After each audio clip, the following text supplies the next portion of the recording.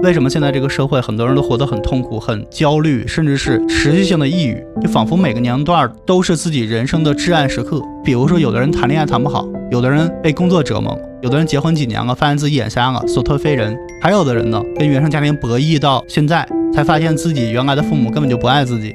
答案就是我们对人生的标准太单一了。我们的潜意识总是认为一个人只有事业成功、工作体面、家庭幸福美满，才有资格生活在这个世界上，所以不停的去内卷，不停的去内耗。而且这种内卷有一个非常重要的机制，就是你不能退出。比方说你不想卷了，你想躺平，你周围所有的人都会骂你不上进，都会说你没有出息。你说你累了想辞职休息一段时间，别人就会说躺平有罪，你不能停下来。你说你不想结婚，不想生孩子，你觉得很痛苦，别人就会骂你不正常，说你心里有问题。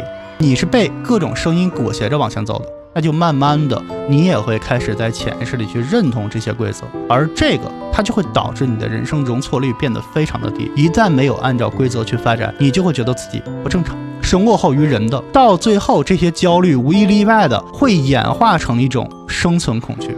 但事实上呢，人生的活法有很多种，如果你一直陷入这种单一的标准，那你永远也无法松弛下来去享受真正的生活。我们应该怎么去调整这种心态？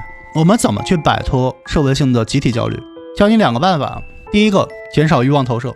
你会发现一个人在极度痛苦的时候，他会想要回到小时候，回到那种很单纯很无忧无虑的时光里。为什么？因为小的时候你没有那么多欲望投射，你每天就是吃好喝好玩好足够了。但实际上人活着无论什么年纪都不需要很多东西，无论是米还是其他精神上的需求。你之所以这儿也想要那儿也想要，本质上这些大量的欲望都是人为给你创造出来的。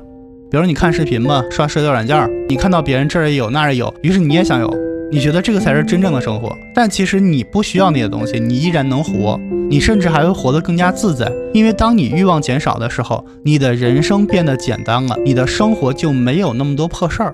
很多时候你之所以很痛苦，需要别人为你提供大量的情绪价值来止痛，根源在于什么？你一直活得比较理，你滋生出来很多没有必要的欲望，你不满足的时刻太多了，明白吗？我们经常说知足常乐，那其实就是这个道理。第二个就是回到本我的状态。心理学家荣格之前讲了一个点，就每个人都有2次生命，第一次他是活给别人看的，第二次呢为自己活着。这个为自己而活其实就是回到本我的状态，也就是回到自己的本性所在。就比如你本身就是个不喜欢竞争的人，无论你在成长的过程里边获得怎么样的成绩，你都并不能深刻的感受到快乐，你甚至觉得这是一种枷锁。